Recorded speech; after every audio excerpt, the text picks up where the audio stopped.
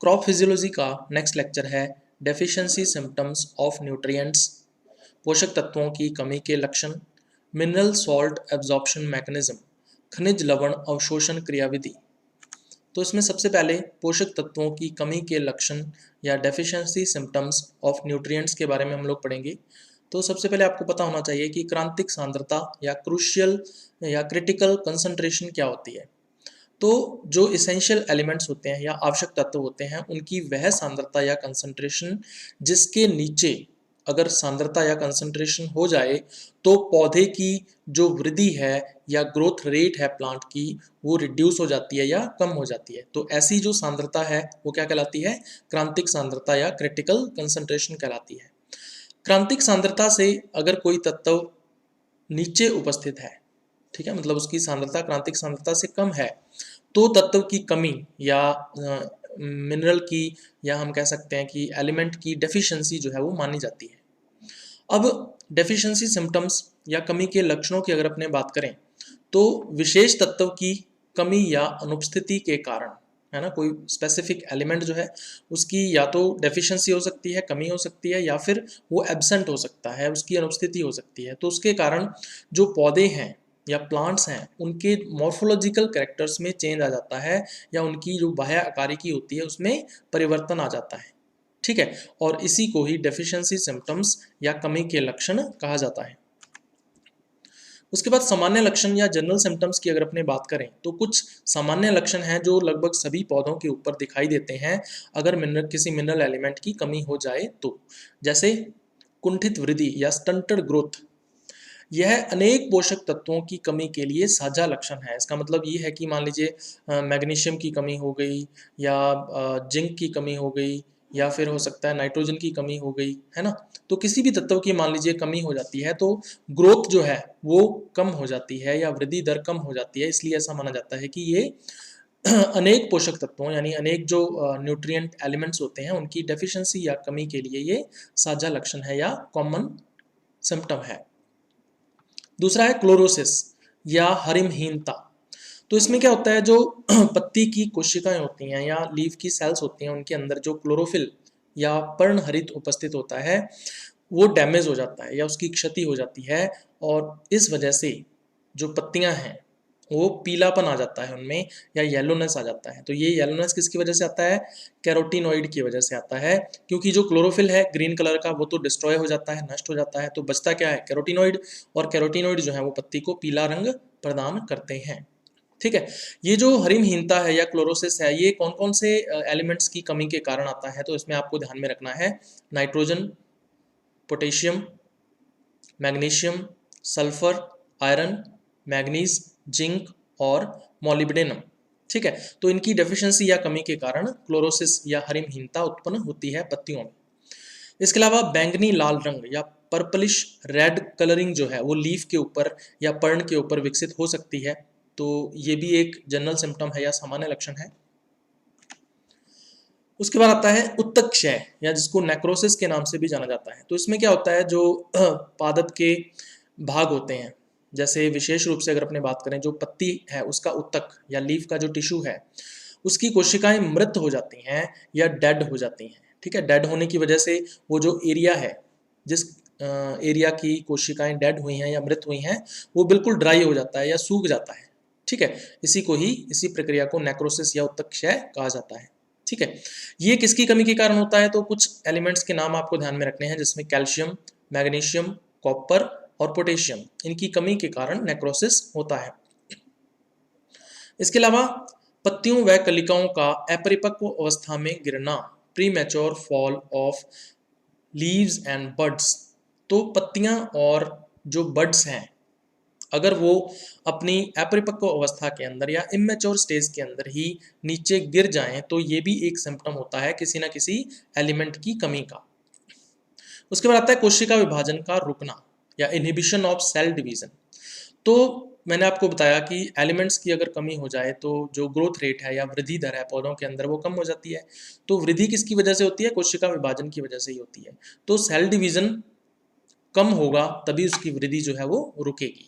तो कौन कौन से ऐसे एलिमेंट्स हैं जो कोशिका विभाजन या सेल डिवीजन को रोक देते हैं? तो जिसमें आता है नाइट्रोजन, पोटेशियम, सल्फर और मोलिब्डेनम, अगर इनकी कमी या डेफिशिएंसी हो जाए या इनका जो लेवल है या स्तर है वो बहुत ही लो हो जाए, निम्न हो जाए, तो कोशिका विभाजन या सेल डिवीजन रुक जाएगा। उसके बाद आता है मोबिलिटी ऑफ न्यूट्रिएंट्स। जो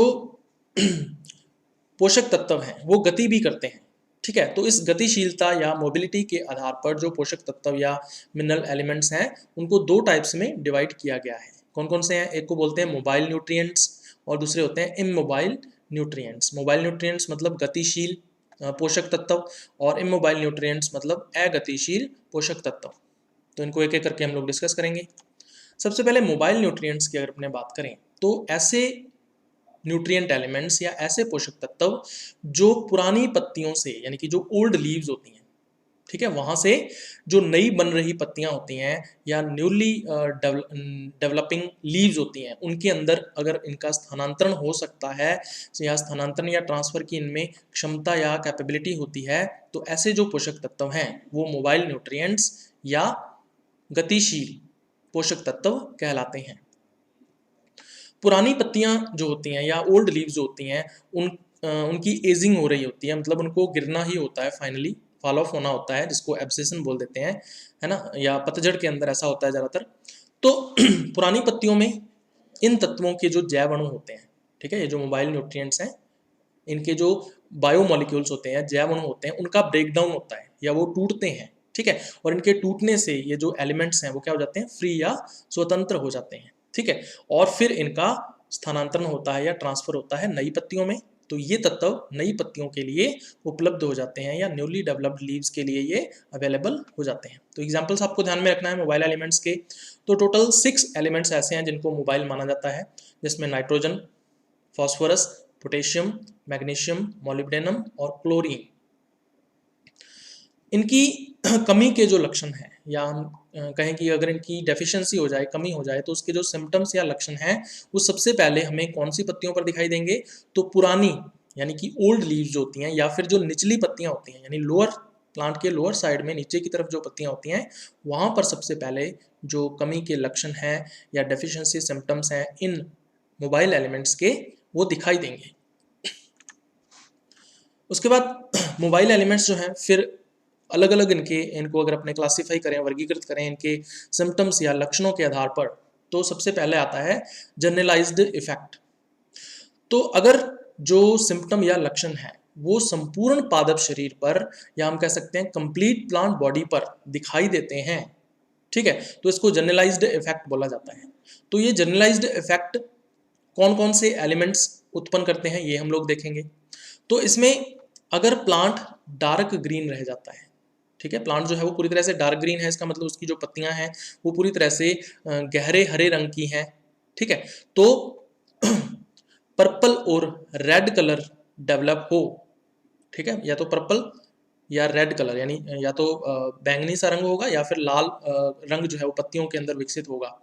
तो ऐसी कंडीशन में जो फॉस्फोरस है उसकी कमी मृदा के अंदर होती है और उसकी कमी पौधे के अंदर भी लक्षणों के रूप में दिखाई देती है। दूसरी तरफ जो पादप है वो लाइट ग्रीन हो जाता है, यानी हल्का हरा हो जाता है, तो उसके अंदर जो पर्णहरित है वो कम होने लग जाता है, जिसकी वजह से हल्का हरा रह जाता है पादप की जो पत्तियां हैं। अब हल्का हरा जो पादप है उसमें दो तरह की कंडीशन हो सकती है। पहला, उसमें कोई भी नेक्रोसिस दिखाई ना दे। अगर नेक्रोसिस दिखाई नहीं देता है, पौधे की पत्तियां लाइट ग्रीन हैं या हल्की हरी रंग की हैं, तो इसका मतलब अगर पत्तियां येलो हो रही हैं, उसके बाद अगर पीली पड़ रही हैं पत्तियां, तो इसका मतलब नाइट्रोजन की जो कमी है वो इस पौधे के अंदर दिखाई देती है। दूसरी तरफ अगर पादप लाइट ग्रीन है, हल्का हरा है, पत्तियां जो उसकी हैं, और उसके ऊपर नेक्रोसिस या उत्तक क्षय जो है वो दिखाई देता है, तो ऐसी कंडीशन में मोलिब्डेनम की कमी जो है वो पौधे के अंदर होती है। दूसरा है लोकलाइज्ड इफेक्ट। लोकलाइज्ड का मतलब क्या होता है कि पादप शरीर के विशिष्ट भाग पर लक्षण दिखाई देते हैं, ठीक है, होल प्लांट के ऊपर नहीं दिखाई देंगे, बल्कि प्लांट का कोई एक ऑर्गन हो सकता है या कोई भी एक पार्ट हो सकता है जिसके ऊपर जो सिम्टम्स हैं या लक्षण हैं डेफिशिएंसी या कमी के वो दिखाई देते हैं, तो इसको लोकलाइज्ड इफेक्ट बोला जाता है। तो इसमें जो क्लोरोसिस है वो देखने को मिल सकता है। और क्लोरोसिस कहाँ पे होता है? अभी पत्तियों के ऊपर होता है या लीव्स के ऊपर होता है।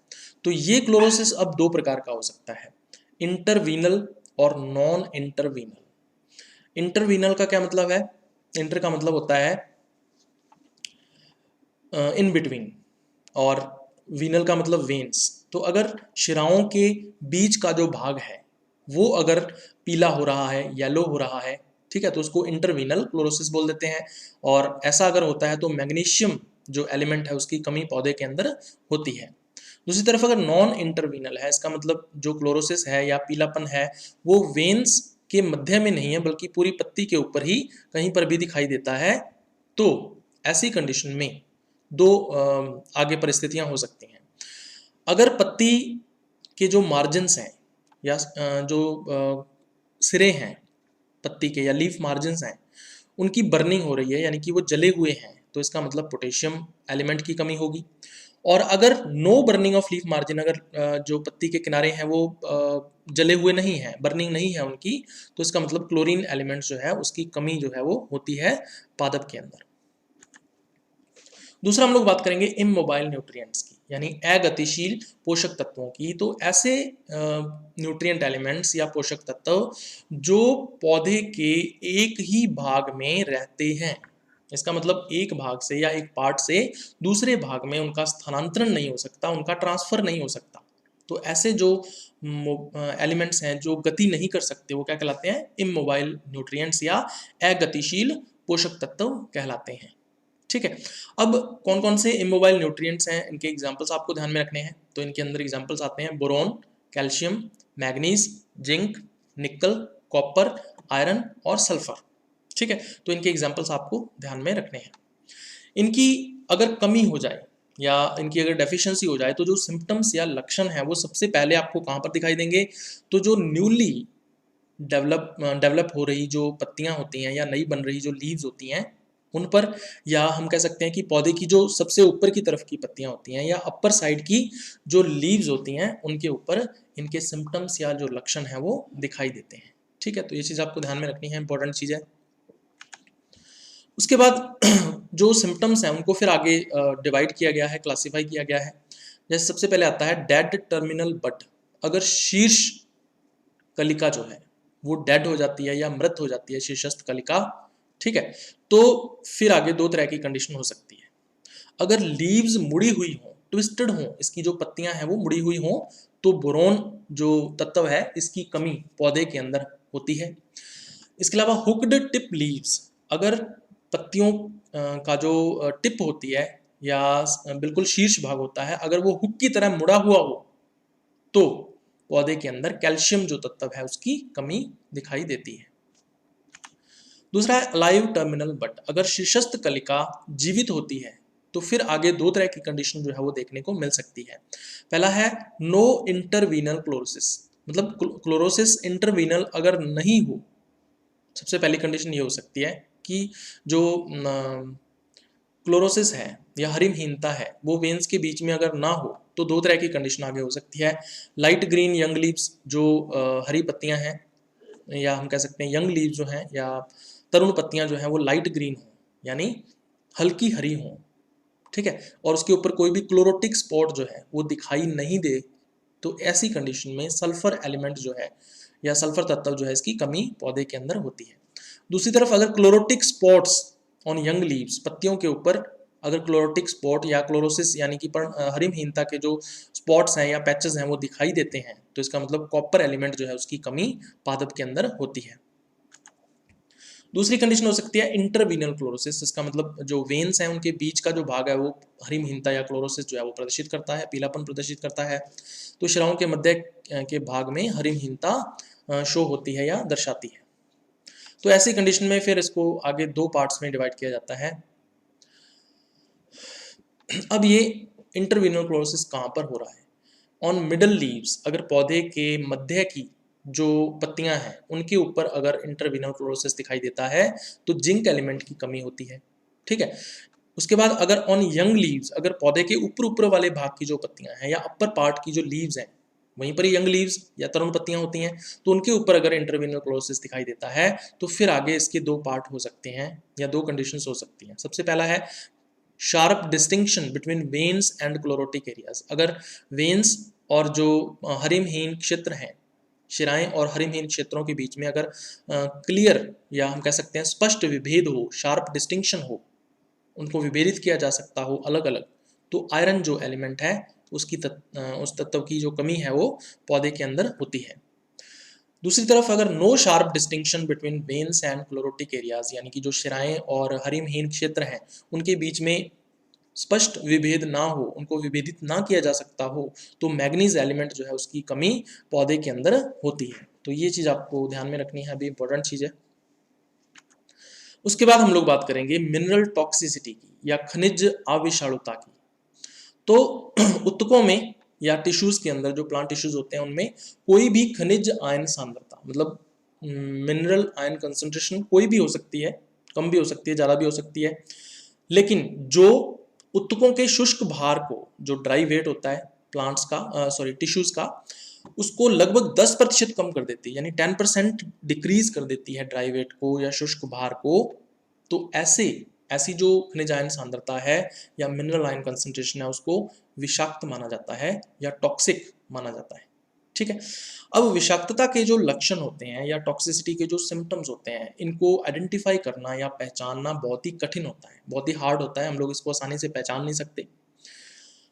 एक तत्व की अधिकता जो है, मतलब किसी एक एलिमेंट की मान लीजिए एफिशिएंसी होगी या एक्सेस में हो गया, बहुत ज़्यादा हो गया एक तत्व, किसी अन्य तत्व के अवशोषण को रोक सकती है, कोई दूसरा जो एलिमेंट है उसका एब्जॉर्प्शन रुक सकता है।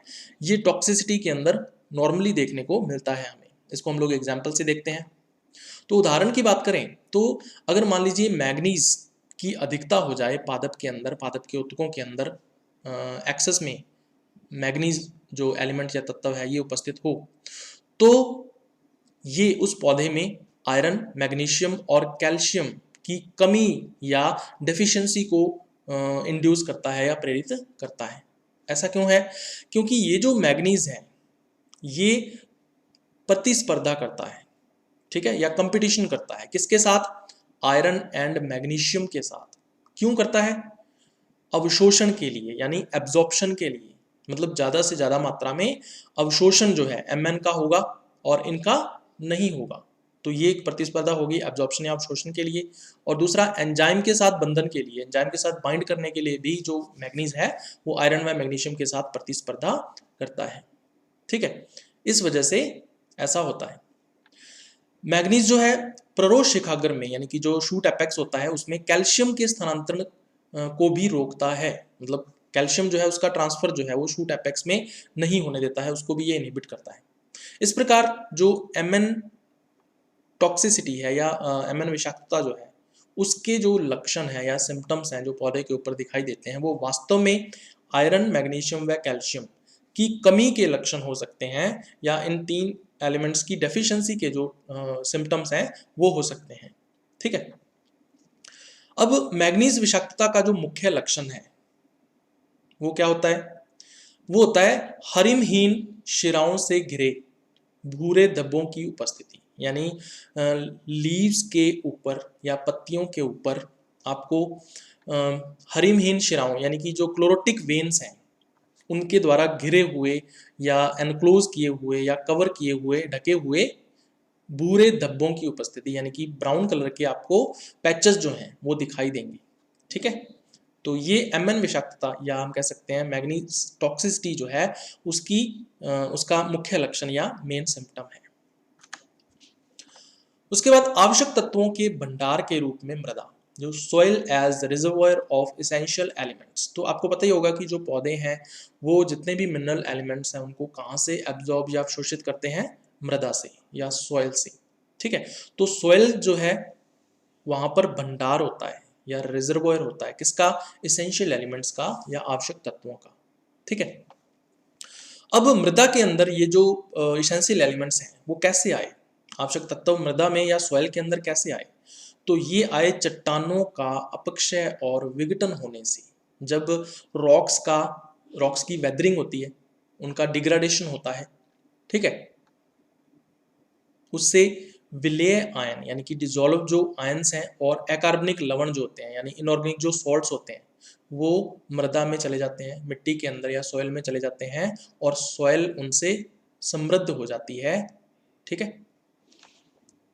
मृदा का महत्व या रोल्स ऑफ सॉइल की बात कर लेते हैं हम लोग। तो खनिजों की आपूर्ति करती है। ठीक है, यानी पौधों के अंदर जो मिनरल आयंस हैं या खनिज आयन हैं उनकी आपूर्ति या सप्लाई जो है वो मृदा के द्वारा की जाती है। तो हमें पता ही है पौधे जो हैं वो मृदा से खनिज लवणों का या खनिज आयनों का अवशोषण करते हैं और जल को धारण किए रखती है। इसका मतलब जल की जो जल धारण क्षमता या वाटर होल्डिंग कैपेसिटी जो होती है वो मृदा जो है वो बनाए रखती है। ठीक है, ये डिपेंड करता है, जल धारण क्षमता निर्भर करती है पार्टिकल साइज के ऊपर या कणों के आकार के ऊपर। जैसे मान लीजिए सैंड है या रेत है तो उसकी जल धारण क्षमता बहुत ही कम होती है क्योंकि सैंड के पार्टिकल बड़े आकार के होते हैं। दूसरी तरफ अगर अपने क्ले की बात कर लें या चिकनी मिट्टी की बात कर लें तो उसकी जल धारण क्षमता बहुत ही ज़्यादा होती है क्योंकि उसका जो पार्टिकल साइज है वो बहुत ही छोटा होता है, जिसकी वजह से कैपिलरीज जो हैं वो बन जाती हैं और कैपिलरीज जो हैं वो जल को धारण कर सकती हैं या वाटर को होल्ड कर सकती हैं। इसके अलावा मृदा क्या करती है, अभी नाइट्रोजन स्थिरीकरण जीवाणुओं और अन्य सूक्ष्म जीवों को आवास देती है। ठीक है, ऐसे बैक्टीरिया या जीवाणु जो है वो मृदा के अंदर पाए जाते हैं जो पौधों के लिए नाइट्रोजन का स्थिरीकरण करते हैं। ठीक है, इसके अलावा और भी ऐसे माइक्रोब्स या सूक्ष्म जीव होते हैं जो पौधों के लिए इंपॉर्टेंट होते हैं या महत्व के होते हैं, तो उनको हैबिटेट या आवास देने का कार्य जो है वो सॉइल या मृदा के द्वारा किया जाता है।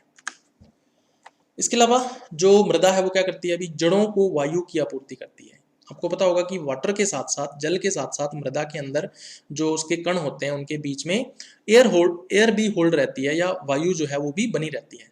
एयर होल्डिंग कैपेसिटी की बात करें तो पार्टिकल साइज या हम कह सकते हैं मृदा के कणों का आकार जो है वो जितना बड़ा होगा उतनी ही एयर होल्डिंग कैपेसिटी उसकी ज़्यादा होती है। तो अगर हम अपने सैंड और क्ले यानी कि जो बालू है या रेत है और चिकनी मिट्टी जो है इन दोनों की तुलना करें तो रेत या सैंड की एयर होल्डिंग कैपेसिटी ज़्यादा होगी, जबकि जो क्ले या चिकनी मिट्टी है उसकी एयर होल्डिंग कैपेसिटी कम होती है। ठीक है, तो मृदा जड़ों को वायु की आपूर्ति करती है ताकि जो जड़ें हैं या रूट्स हैं वो रेस्पिरेशन या श्वसन कर सकें। इसके अलावा जो सॉइल या मृदा है ये मैट्रिक्स के रूप में कार्य करती है। तो मैट्रिक्स क्या करेगी, भी जो प्लांट की रूट्स होती हैं उनको पकड़ कर या होल्ड करके रखती है, जिससे पौधा स्थिर बना रहता है। जो प्लांट है वो स्ट्रेट कंडीशन में या सीधे पोजीशन के अंदर रहता है। आवश्यक खनिजों की कमी से फसल की उपज प्रभावित होती है। अगर एसेंशियल एलिमेंट्स की कमी हो जाए तो जो क्रॉप है उसकी प्रति हेक्टेयर जो उपज है या पर हेक्टेयर जो यील्ड है वो इफेक्ट होती है या उसमें कमी आ जाती है। इसलिए ये जरूरी है कि किसान या फार्मर्स फसल लेने के लिए फसल की वृद्धि अवस्था के दौरान या क्रॉप की ग्रोथ स्टेजेस के दौरान उर्वरकों की आपूर्ति करें या फर्टिलाइजर्स जो हैं वो क्रॉप के अंदर डालें ताकि पौधों को सही मात्रा में उर्वरक या जो मिनरल एलिमेंट्स हैं या खनिज तत्व हैं वो मिल सकें। वृहद पोषक तत्व और सूक्ष्म पोषक तत्व दोनों ही उर्वरकों के घटक होते हैं। ठीक है ना, macro elements and micro elements ये दोनों के दोनों ही जो फर्टिलाइजर्स हैं उनके अंदर आपको देखने को मिलते हैं। तो आपने NPK का नाम सुना होगा। ठीक है, इसके अलावा यूरिया है जो नाइट्रोजन की आपूर्ति करता है। ठीक है, तो जैसे DAP है उसका भी यूज़ किया जाता है। तो ये जो भी फर्टिलाइजर्स या उर्वरक हम लोग यूज़ करते हैं उनमें माइक्रो एंड मैक्रो दोनों तरह के एलिमेंट्स उपस्थित होते हैं। उसके बाद हम लोग करेंगे खनिज लवण अवशोषण की क्रियाविधि या मिनरल सॉल्ट एब्जॉर्प्शन मैकेनिज्म। तो सबसे पहले मार्ग या पाथवे की बात कर लें तो खनिजों का जो अवशोषण है या मिनरल्स का जो एब्जॉर्प्शन है वो दो मार्गों से या दो पाथवे से होता है। एक तो होता है एपोप्लास्ट और दूसरा होता है सिम्प्लास्ट। दोनों मार्गों से होता है। ठीक है, ये बिल्कुल हम लोग लेक्चर के लास्ट में करेंगे कि एपोप्लास्ट मैकेनिज्म क्या होती है और सिम्प्लास्ट मैकेनिज्म क्या होती है। तो फिलहाल ये आपको इतना ही ध्यान रखना है कि दोनों मार्गों से मिनरल का एब्जॉर्प्शन होता है। जो खनिज लवण होते हैं या मिनरल जो सॉल्ट्स होते हैं वो जल की आरोही धारा के साथ जो वाटर करंट होती है ना, या वाटर की जो मूवमेंट होती है, जैसे ट्रांसपिरेशन या वाष्पोत्सर्जन क्या करता है, जल के अवशोषण में सहायता करता है। तो जो जल जब पौधों की जड़ों के माध्यम से उसके तने में, तने से लीव्स में जाता है, तो जाइलम के माध्यम से ये जो खनिज लवण है वो भी इस जल की आरोही धारा के साथ स्थानांतरित होते हैं या ट्रांसफर होते हैं। इसका मतलब जल के साथ इनका पौधों के विभिन्न भागों में स्थानांतरण या ट्रांसफर किया जाता है। खनिज लवण आयनों के रूप में मृदा विलयन से अवशोषित होते हैं। ठीक है, जो मृदा विलयन है या सॉइल सॉल्यूशन है, सॉइल सॉल्यूशन का मतलब क्या है, जो मृदा है वो वाटर के साथ या जल के साथ मिलकर एक घोल का निर्माण करती है, जिसको मृदा विलयन या सॉइल सॉल्यूशन बोल देते हैं। तो सॉइल सॉल्यूशन के अंदर ये जो खनिज लवण है या मिनरल सॉल्ट्स हैं, इनका डिसोसिएशन होता है, इनका वियोजन होता है, जिससे आयंस या जैसे आयंस बनते हैं, जैसे धनायन और ऋणायन या कैटायंस एंड एनायंस। ठीक है, और इन्हीं आयनों की फॉर्म में जो पौधे हैं वो अवशोषित करते हैं इन्हें मृदा से या सॉइल से। ये मुख्य रूप से शिखाग्र के पास जड़ों के विभज्योतक क्षेत्रों के माध्यम से अवशोषित होते हैं। ठीक है, जो रूट एपेक्स होता है या मूल शिखाग्र होता है, वहां पर विभज्योतक क्षेत्र होता है या मेरिस्टेम जोन होता है। तो मेरिस्टेम जोन की जो सेल्स या कोशिकाएं होती हैं वो इन मिनरल्स को अवशोषित करती हैं या इन खनिजों को एब्जॉर्ब करती हैं। ठीक है, तो ये चीज आपको ध्यान में रखनी है। जो रूट सेल्स होती हैं या मूल कोशिकाएं होती हैं, उनकी प्लाज्मा झिल्ली या प्लाज्मा मेम्ब्रेन जिसको हम लोग बोलते हैं, वो सभी आयनों के लिए पारगम्य नहीं होती है। ठीक है, ऐसा नहीं है कि जितने भी आयन्स होंगे, जितने भी धनायन या ऋणायन जो है वो सॉइल सॉल्यूशन के अंदर या मृदा विलयन में उपस्थित हैं, उन सभी के लिए पारगम्य होगी या उन सभी के लिए परमिएबल होगी, ऐसा नहीं होता। तो सभी के लिए पारगम्य नहीं होती, सभी के लिए परमिएबल नहीं होती, बल्कि ये क्या होती है, सेलेक्टिवली परमिएबल होती है या चयनात्मक पारगम्य होती है। ठीक है, तो किस तरह से चयनात्मक पारगम्य है ये हम लोग आगे बात करेंगे। तो मिनरल सॉल्ट का जो एब्जॉर्प्शन है ये दो प्रकार का होता है। एक तो होता है निष्क्रिय अवशोषण या पैसिव एब्जॉर्प्शन, और दूसरा होता है सक्रिय अवशोषण या एक्टिव एब्जॉर्प्शन। तो इसको हम लोग एक एक करके डिस्कस करते हैं। तो सबसे पहले निष्क्रिय अवशोषण या पैसिव एब्जॉर्प्शन की बात करें तो इसके लिए किसी भी तरह की ऊर्जा की आवश्यकता नहीं होती है। इसमें उपापचय ऊर्जा या मेटाबॉलिक एनर्जी, जिसको एटीपी भी बोलते हैं हम लोग, उसके व्यय की आवश्यकता नहीं होती है। तो हमें एटीपी खर्च करने की आवश्यकता नहीं है। बिना एटीपी खर्च किए ही जो अवशोषण है या एब्जॉर्प्शन है मिनरल्स का वो होता है। इसको निष्क्रिय अवशोषण या पैसिव एब्जॉर्प्शन कहा जाता है। तो अब इसके अंदर कई तरह की मैकेनिज्म्स जो है वो हो सकते हैं। जैसे सबसे पहले आता है सरल विसरण या सिंपल डिफ्यूजन। तो जब खनिज लवणों की जो सांद्रता है या मिनरल सॉल्ट्स की जो कंसंट्रेशन है वो बाहरी मृदा विलयन में अधिक होती है, यानी जो आउटर सॉइल सॉल्यूशन होता है उसमें हाई कंसंट्रेशन है, अधिक सांद्रता है खनिज लवणों की, जबकि जो मूल कोशिकाएं हैं या रूट सेल्स हैं उनके कोशिका रस या सेल सैप के अंदर इन खनिज लवणों की सांद्रता कम है। ठीक है, तो ऐसी कंडीशन में क्या होगा, खनिज लवण विसरण की सरल प्रक्रिया द्वारा सांद्रता प्रवणता के अनुसार अवशोषित होते हैं। ठीक है, तो खनिज लवण क्या करेंगे भी, विसरण का मतलब होता है डिफ्यूजन। ठीक है, तो डिफ्यूजन कहां से कहां पर होता है अभी, अधिक सांद्रता से कम सांद्रता की ओर होता है। अब यहाँ पे अधिक सांद्रता कहाँ है, मृदा विलयन में। कम सांद्रता कहाँ है, मूल कोशिका के कोशिका रस में। तो मृदा विलयन से ये जो खनिज लवण है ये कहाँ जाएंगे, मूल कोशिकाओं की कोशिका रस में जाएंगे, और इस प्रक्रिया को क्या बोल देते हैं, विसरण या डिफ्यूजन। तो विसरण या डिफ्यूजन की सरल प्रक्रिया या सिंपल प्रोसेस के द्वारा सांद्रता प्रवणता के अनुसार, या हम कह सकते हैं कंसंट्रेशन ग्रेडियंट के अकॉर्डिंग, मिनरल्स का एब्जॉर्प्शन जो है वो होता है। तो सबसे पहली जो मेथड है वो ये हो सकती है। तो इस डायग्राम के अंदर आप देख सकते हो भी, ये रूट हेयर है या मूल रोम है, और ये इसका सेल सैप हो जाएगा, और ये बाहर की तरफ सॉइल सॉल्यूशन है या मृदा विलयन है। तो अब सांद्रता देखो आप, जो मृदा विलयन है उसमें धनायनों की सांद्रता देख सकते हो आप, हाई कंसंट्रेशन है, उच्च सांद्रता है, जबकि जो सेल सैप है, रूट हेयर है, इसमें कम सांद्रता है, लो कंसंट्रेशन है। तो ये जो धनायन है वो अपनी अधिक सांद्रता से कम सांद्रता की ओर गति करेंगे, और इसको क्या बोलते हैं, सिंपल डिफ्यूजन या सरल विसरण। दूसरी है आयन विनिमय विधि, या इसको आयन एक्सचेंज मैकेनिज्म भी बोल देते हैं।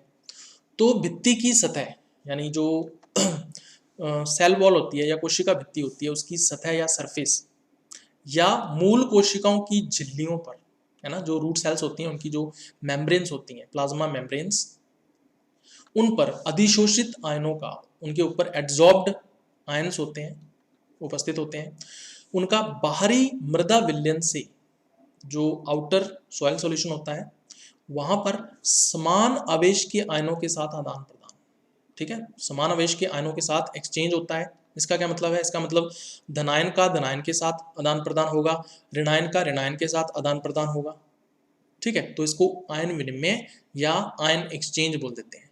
उदाहरण के लिए अगर अपने बात करें तो बाहरी मृदा विलयन के धनायन, बाहरी मृदा विलयन या सॉइल सॉल्यूशन है आउटर, उसके अंदर एक धनायन या कैटायन हम लोग बोल सकते हैं उपस्थित है, जिसका नाम है K+।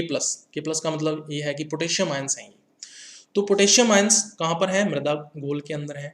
मूल कोशिकाओं की सतह पर या रूट सेल्स जो हैं उनकी सरफेस के ऊपर जो अधिशोषित या एड्जॉर्ब्ड धनायन है वो कौन सा है? H+, यानी कि प्रोटॉन्स हैं। तो इनके साथ आदान प्रदान हो सकता है, यानी पोटेशियम आयन का आदान प्रदान किसके साथ हो सकता है? H+ आयन के साथ। इसका मतलब जो पोटेशियम आयन है वो कहाँ पर जा सकता है? मूल कोशिका की सतह पर जा सकता है। और H+ आयन जो है ये कहाँ पर जा सकता है? ये मृदा विलयन के अंदर जा सकता है, ठीक है। इसी प्रकार जो ऋणायन है OH नेगेटिव, ठीक है, OH नेगेटिव आयन जो है उसका आदान प्रदान हो सकता है किसके साथ? किसी दूसरे ऋणायन के साथ, जैसे नाइट्रेट है या कोई और भी हो सकता है, बाइकार्बोनेट आयन के साथ भी हो सकता है। तो ये जो आयन विनिमय विधि है या आयन एक्सचेंज मैकेनिज्म है, इसके बारे में दो मेन प्रिंसिपल्स या सिद्धांत जो हैं वो दिए गए हैं, जिनके बारे में हम लोग आगे पढ़ेंगे। तो सबसे पहले आयन विनिमय विधि जो है इसको हम लोग डायग्राम से समझ लेते हैं अभी। तो इस डायग्राम के अंदर आप लोग देख सकते हो भी ये रूट हेयर है और ये इसका सेल सैप है जो कि इसकी सेंट्रल वैक्यूल में होता है, और ये है सॉइल सॉल्यूशन या मृदा विलयन। अब आप देख सकते हो सॉइल सॉल्यूशन जो है वो एक्सचेंज करेगा किसका? रूट हेयर के साथ धनायन का। देखो धनायन अंदर जा रहा है और धनायन ही बाहर आ रहा है, उसी तरह से ऋणायन अंदर जा रहा है और ऋणायन ही बाहर आ रहा है, ठीक है। तो ये जो प्रोसेस है वो सरफेस पर होता है, रूट हेयर की सरफेस के ऊपर उपस्थित होता है। तो इसको आयन एक्सचेंज या आयन विनिमय बोल देते हैं। उदाहरण के लिए जैसे पोटेशियम आयन जो है वो प्रोटॉन्स के साथ एक्सचेंज हो सकता है, नाइट्रेट आयंस जो है वो OH नेगेटिव आयंस के साथ एक्सचेंज हो सकते हैं, उसी तरह से बाइकार्बोनेट आयंस जो है वो OH नेगेटिव आयंस के साथ एक्सचेंज हो सकते हैं। तो सबसे पहला जो सिद्धांत है वो है कार्बोनिक अम्ल विनिमयवाद, इसको कार्बोनिक एसिड एक्सचेंज थ्योरी भी बोल देते हैं। तो ये सिद्धांत या थ्योरी क्या कहती है? इसके अनुसार मूल कोशिकाओं के श्वसन के दौरान CO2 निकलती है। जब रूट सेल्स रेस्पिरेशन करती हैं तो रेस्पिरेशन के उत्पाद के रूप में CO2 निकलती है। ये CO2 जो है कार्बोनिक अम्ल बनाने के लिए जल के साथ जुड़ जाती है। तो CO2 प्लस H2O ये दोनों आपस में क्रिया करते हैं और कार्बोनिक अम्ल बनाते हैं, यानी H2CO3 बनाते हैं, ठीक है। मृदा विलयन में जो कार्बोनिक अम्ल है इसका डिसोसिएशन हो जाता है या विघटन हो जाता है किसमें? H+ आयनों और ऋणायन यानी बाइकार्बोनेट आयंस की फॉर्म में, HCO3 नेगेटिव आयंस की फॉर्म में इनका क्या हो जाता है? विघटन या डिसोसिएशन हो जाता है। अब इन H+ आयनों का आदान प्रदान, ये जो H+ यानी प्रोटॉन आयंस हैं, इनका एक्सचेंज जो है वो मृदा कणों पर अधिशोषित ऋणायनों के लिए हो सकता है, ठीक है। मृदा जो कण है या हम कह सकते हैं कि जो सॉइल पार्टिकल्स हैं उनके ऊपर जो एड्जॉर्ब्ड ऋणायन है या एनायंस हैं उनके लिए इनका आदान प्रदान या एक्सचेंज हो सकता है। इस प्रकार मृदा कणों से मृदा विलयन में छोड़े गए धनायन, ठीक है, यानी मृदा कणों से या हम कह सकते हैं कि जो सॉइल पार्टिकल्स हैं उनसे मृदा विलयन में या सॉइल सॉल्यूशन के अंदर धनायन छोड़े जाते हैं या कैटायंस छोड़े जाते हैं, ठीक है।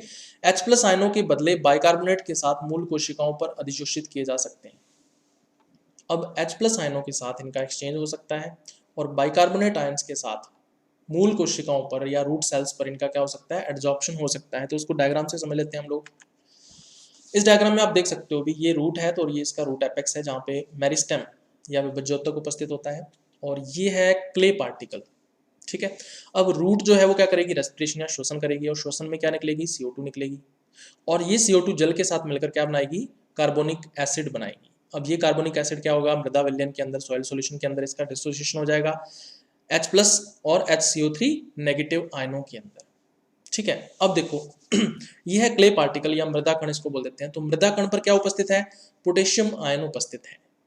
अब ये H प्लस आयन कहाँ पे जाएगा, क्ले पार्टिकल पर जाएगा, मृदा कण पर जाएगा, और मृदा कण से जो K प्लस आयन है ये कहाँ पर जाएगा, सॉइल सॉल्यूशन या मृदा विलयन में चला जाएगा। ठीक है, अब देखो ये जो K प्लस आयन है ये फिर कहाँ पे जा सकता है, रूट एपेक्स जो है या रूट की सरफेस के ऊपर जा सकता है या एक्सचेंज हो सकता है इसका। ठीक है, तो ये है भी मैकेनिज्म।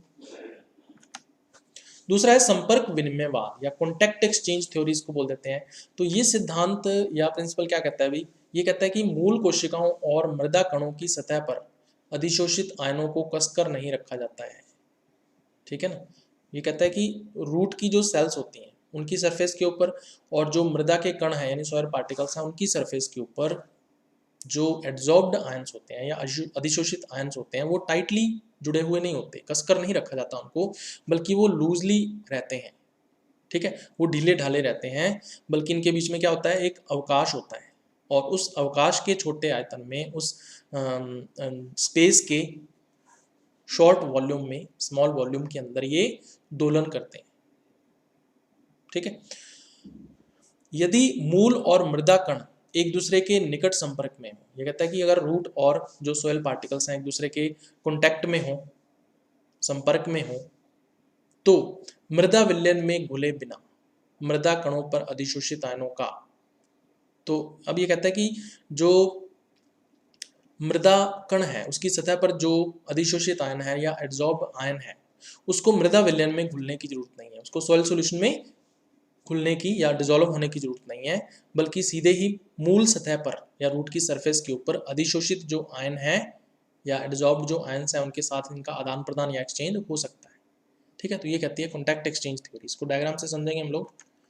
इस डायग्राम में आप देख सकते हो भी ये रूट है और ये क्ले पार्टिकल्स हैं और ये आपस में एक दूसरे के संपर्क में है। तो आप देख सकते हो रूट के साथ H प्लस आयन लगा हुआ है सरफेस के ऊपर, और क्ले पार्टिकल जो है इसकी सरफेस के ऊपर K प्लस आयन लगा हुआ है। तो कहता है कि K प्लस आयन और H प्लस आयन ये आपस में एक्सचेंज हो जाते हैं।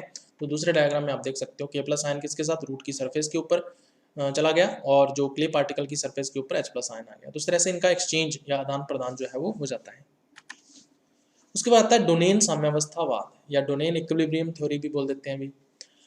तो हमें पता है कि जो प्लाज्मा मेम्ब्रेन है या प्लाज्मा झिल्ली है वो चयनात्मक पारगम्य प्रकृति की होती है, यानी कि सिलेक्टिवली परमिएबल नेचर जो है इसका होता है। इसका मतलब क्या है भी, कुछ आयनों के लिए ये पारगम्य होती है, कुछ आयंस के लिए क्या होती है, ये परमिएबल होती है, और कुछ आयनों के लिए ये अपारगम्य या इम्परमिएबल होती है। ठीक है, इसका मतलब ये होता है। तो ये खुद सिलेक्ट करती है या चयन करती है कि कौन से आयन को पार करना है और कौन से को नहीं करना है। ऐसे आयन जिनके लिए झिल्ली पारगम्य होती है या जिनके लिए मेम्ब्रेन परमिएबल होती है, वे विसरण द्वारा कोशिका के अंदर प्रवेश कर जाते हैं। कहते हैं कि वो डिफ्यूजन के द्वारा कहाँ चले जाते हैं, एंटर कर जाते हैं सेल के अंदर। ऐसा होने से जो साम्यावस्था है या जो इक्विलिब्रियम है वो डिस्टर्ब्ड हो जाता है या विचलित हो जाता है। अब इस साम्यावस्था को पुनः स्थापित करने की आवश्यकता होती है, इसको री एस्टैब्लिश करने की जरूरत होती है, इस इक्विलिब्रियम को। तो फिर क्या होता है भाई, धनायनों व ऋणायनों का आदान प्रदान होता है, यानी कि जो कैटायंस हैं एनायंस हैं इनका एक्सचेंज होता है। ठीक है, ये कहता है कि डोनेन साम्यावस्थावाद ये कहता है। इस डायग्राम के अंदर आप देख सकते हो भी पॉजिटिव चार्ज इन सेल, कोशिका के अंदर जो धनायन होते हैं divided by positive charge outside the cell, यानी जो मृदा विलयन है उसके अंदर धनायन इज इक्वल टू बराबर होते हैं किसके, नेगेटिव चार्ज इन सेल, यानी कोशिका के अंदर ऋणायन डिवाइडेड बाय या भाग देते हैं इसको negative charge outside the cell, यानी मृदा विलयन के अंदर जो ऋणायन है। ठीक है, तो इसको हम लोग क्या मानते हैं, डोनेन इक्विलिब्रियम माना जाता है इसको। अब इस डोनेन इक्विलिब्रियम को अगर डिस्टर्ब कर दिया जाए तो फिर धनायनों और ऋणायनों का, यानी कि एनायन एंड कैटायंस का क्या होता है, एक्सचेंज होता है। उसके बाद है समूह प्रवाहवाद या इसको मास फ्लो थ्योरी के नाम से भी जाना जाता है। जल के प्रवाह के साथ ही आयनों का स्थानांतरण भी होता है। ये जो सिद्धांत है वो क्या कहता है, कहता है कि जो वाटर फ्लो होता है या जल प्रवाह होता है, जब पौधे जल को अवशोषित करते हैं तो उसके साथ साथ आयनों का भी स्थानांतरण या ट्रांसफर हो जाता है।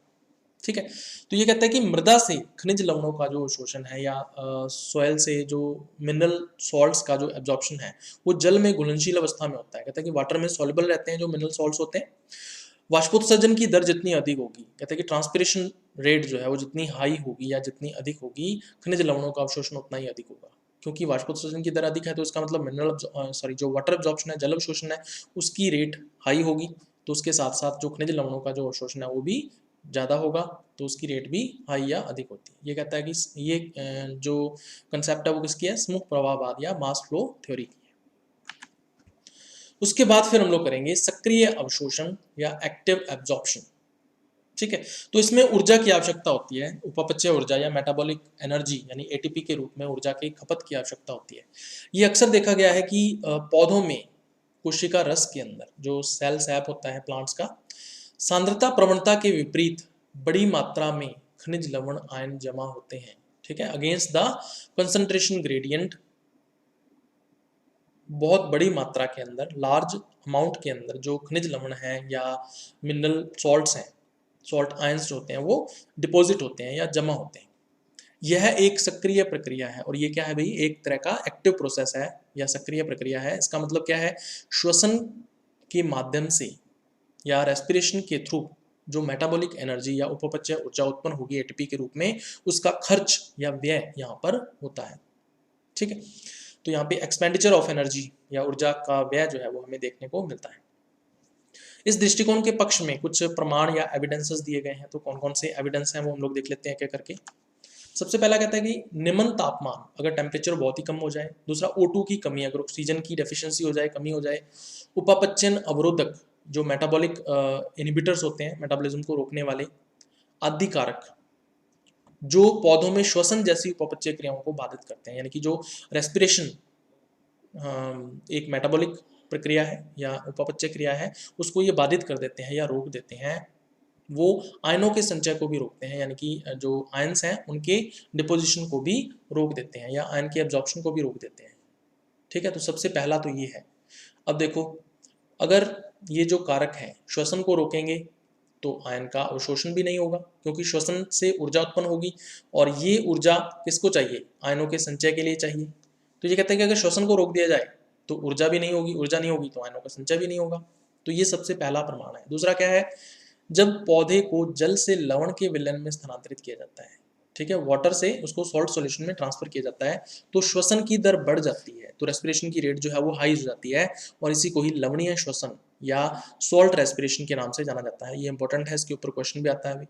ठीक है, तो श्वसन की दर बढ़ने का मतलब यही है कि पौधे जो हैं जब उसको लवण के विलयन में हम लोग स्थानांतरित करते हैं तो लवणों का अवशोषण बढ़ जाता है पौधे के द्वारा। लवणों का अवशोषण बढ़ेगा तो ऊर्जा चाहिए होगी, ऊर्जा एटीपी के रूप में होती है, और ये ऊर्जा कहाँ से आती है, श्वसन से आती है। तो श्वसन की दर बढ़ जाएगी, है ना, ताकि ज़्यादा से ज़्यादा ऊर्जा उत्पन्न की जा सके एटीपी के रूप में, और ज़्यादा से ज़्यादा सॉल्ट्स का एब्जॉर्प्शन या अवशोषण किया जा सके, और इसी को क्या बोलते हैं, लवणीय श्वसन या सॉल्ट रेस्पिरेशन कहा जाता है। तो इसमें सबसे पहली जो अवधारणा है वो आती है वाहक अवधारणा, द कैरियर कंसेप्ट इसको बोला जाता है। तो ये जो सिद्धांत है ये क्या कहता है, इसके अनुसार प्लाज्मा झिल्ली जो है वो स्वतंत्र आयनों के लिए अपारगम्य होती है। ठीक है, जो फ्री आयंस होते हैं या स्वतंत्र आयंस होते हैं उनके लिए अपारगम्य होती है या इम्परमेबल होती है। परंतु इसमें, इस प्लाज्मा झिल्ली के अंदर कुछ ऐसे यौगिक वाहक या कुछ कंपाउंड कैरियर्स उपस्थित होते हैं, या कुछ यौगिक या कंपाउंड्स कैरियर के रूप में कार्य करते हैं या वाहक के रूप में कार्य करते हैं।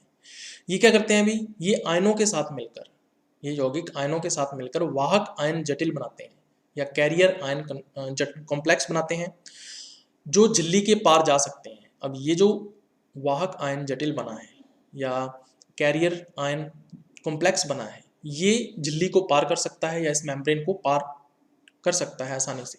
तो झिल्ली की आंतरिक सतह पर जाकर जब ये जटिल कहाँ पहुंच जाता है, झिल्ली की आंतरिक सतह पर, इनर सरफेस पर पहुंच जाता है, तो ये जटिल टूट जाता है ना, और ये जटिल या कॉम्प्लेक्स जब ब्रेक होगा, टूट जाएगा, तो कोशिका में आयनों को छोड़ दिया जाता है। ठीक है, सेल के अंदर इन आयंस को छोड़ दिया जाएगा, जबकि जो वाहक होता है या जो कैरियर होता है ये वापस बाहरी सतह पर आ जाता है, आउटर सरफेस पर आ जाता है, ताकि नए आयनों को ले जाया जा सके या न्यू आयंस को कैरी किया जा सके।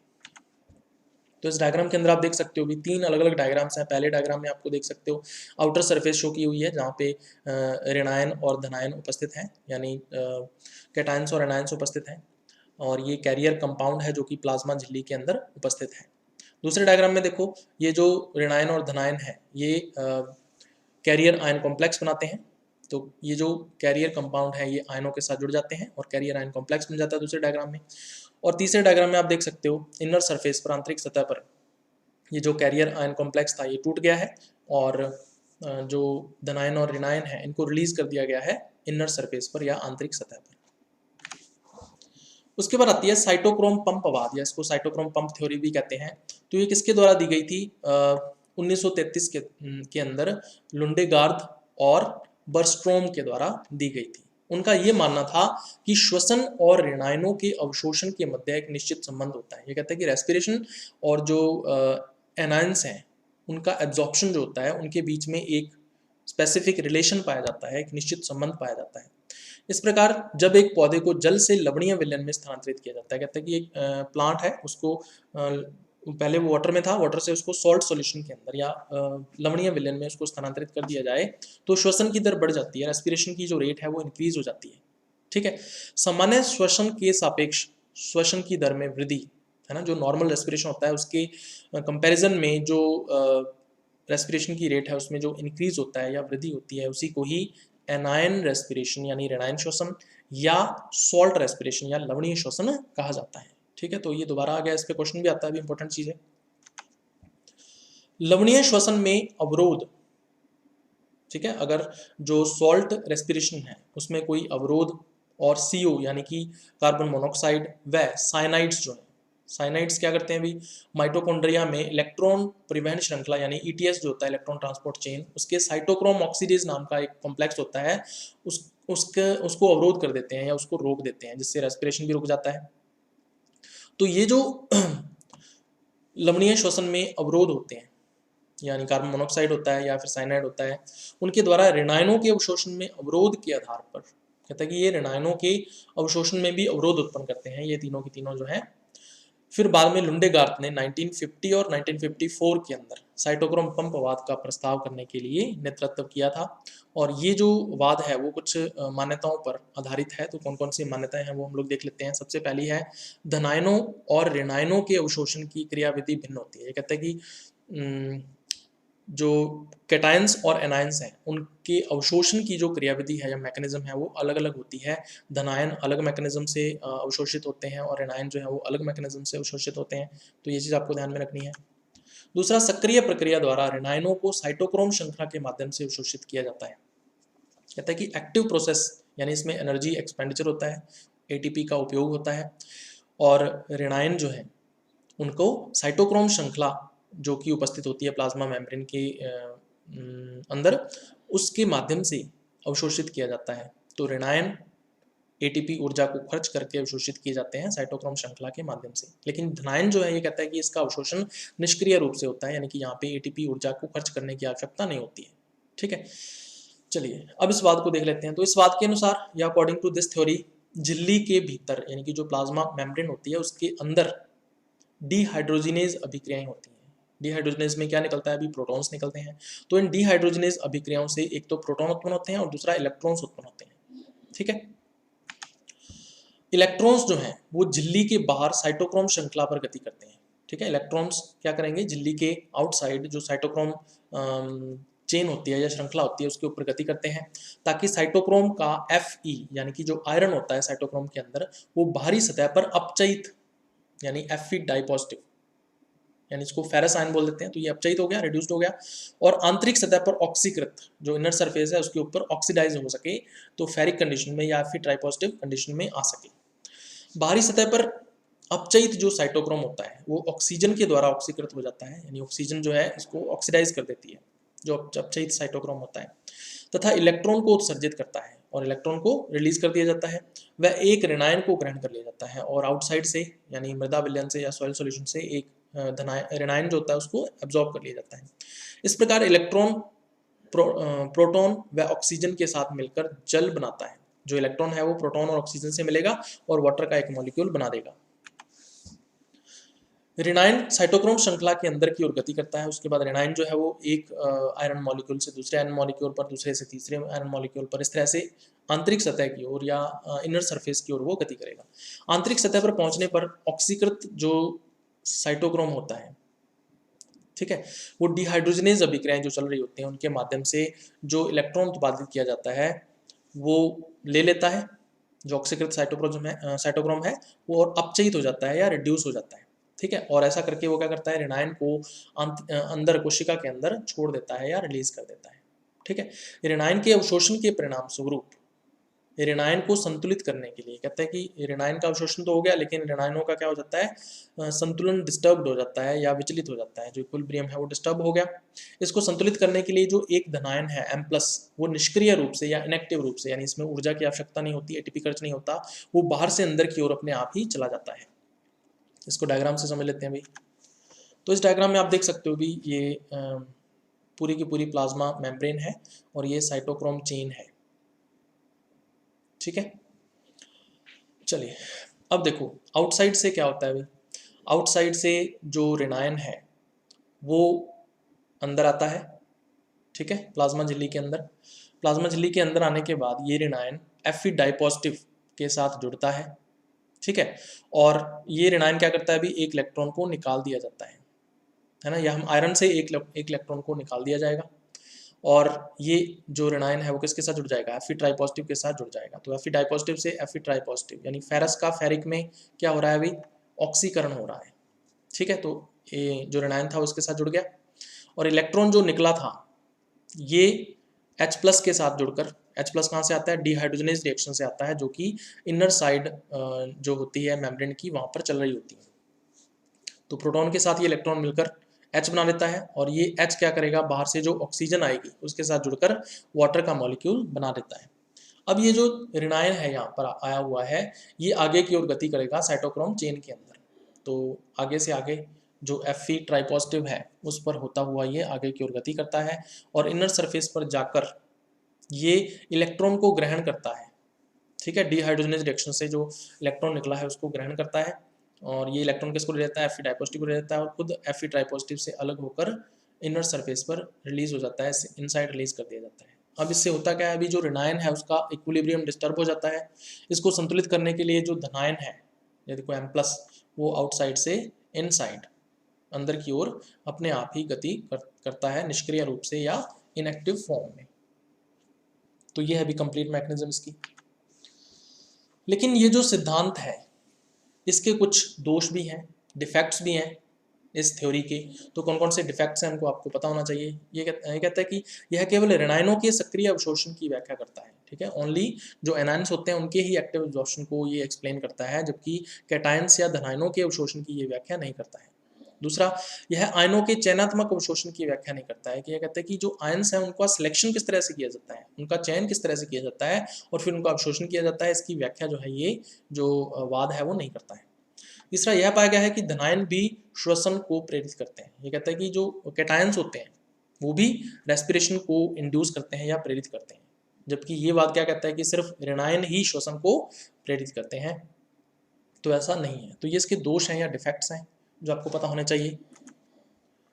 उसके बाद हम लोग बात करेंगे खनिज आयनों की गति के परिपथ या pathways of mineral ions movement. तो कहता है कि जब खनिज लवण मूल की अधिचर्म कोशिकाओं के अंदर पहुंच जाते हैं, ठीक है, जब खनिज लवण जो है उसका एब्जॉर्प्शन हुआ, वो कहाँ पे पहुंच गया, मूल की अधिचर्म कोशिकाएं, है ना, रूट की जो एपिडर्मल सेल्स होंगी वहां पर पहुंच जाते हैं, के अंदर पहुंच जाते हैं। तो उनके आयनिक रूप एक कोशिका से दूसरी कोशिका में जाते हैं। तो आयनिक फॉर्म जो होते हैं इन मिनरल सॉल्ट्स के या खनिज लवणों के, वो एक सेल से दूसरी सेल में जाएंगे। तो तीन तरह से ये जा सकते हैं, एपोप्लास्टिक मार्ग से, ट्रांसझिल्ली मार्ग से और सिम्प्लास्टिक मार्ग से। एपोप्लास्टिक मार्ग की बात करें अर्थात कोशिका की जो भित्तियां होती हैं और जो अंतरा कोशिकीय अवकाश होते हैं, यानी सेल वॉल्स एंड इंटरसेलुलर जो स्पेसेस होते हैं, उनके माध्यम से होकर अगर ये आयंस गति करते हैं तो इसको एपोप्लास्टिक मार्ग कहा जाता है। दूसरा क्या हो सकता है, ट्रांसझिल्ली मार्ग, अर्थात झिल्ली को पार करके, यानी एक कोशिका के अंदर से होते हुए फिर झिल्ली को पार करेंगे, फिर दूसरी कोशिका में जाएंगे, तो इसको ट्रांसझिल्ली मार्ग बोल देते हैं या ट्रांस मेम्ब्रेन पाथवे बोल देते हैं। तीसरा है सिम्प्लास्ट मार्ग। सिम्प्लास्ट मार्ग का मतलब क्या है, अर्थात प्लाज्मोडेस्माटा के माध्यम से, यानी कि प्लाज्मोडेस्माटा क्या होता है, एक पादप कोशिका को दूसरी पादप कोशिका से जोड़ने का कार्य करता है। तो ये एक पाथ होता है, पथ होता है, एक मार्ग होता है। तो इस मार्ग के माध्यम से या प्लाज्मोडेस्माटा के माध्यम से अगर आयंस आगे बढ़ते हैं तो इसको सिम्प्लास्टिक मार्ग कहा जाता है। तो इस डायग्राम के अंदर आप देख सकते हो कि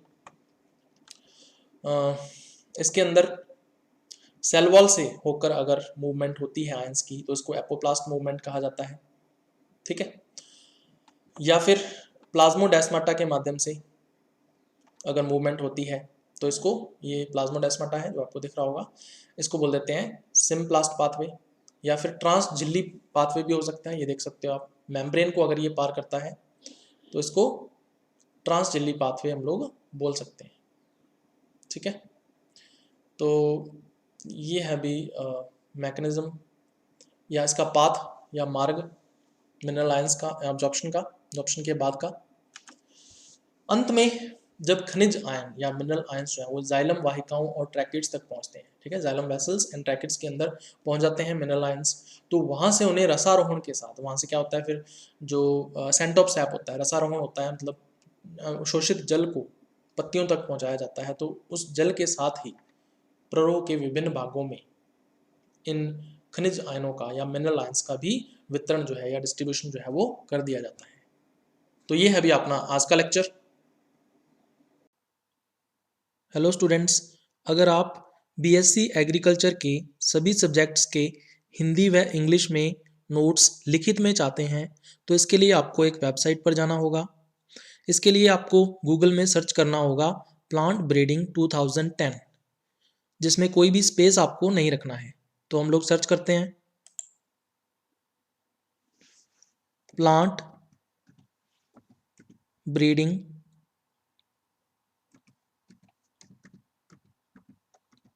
2010 और उसके बाद आपको एंटर दबाना है। जैसे ही आप एंटर पर क्लिक करते हो तो आपको सबसे ऊपर की तरफ एक लिंक दिखाई देगा साइंस एंड एग्रीकल्चर बॉटनी के नाम से, ठीक है। ये वेबसाइट कौन सी है?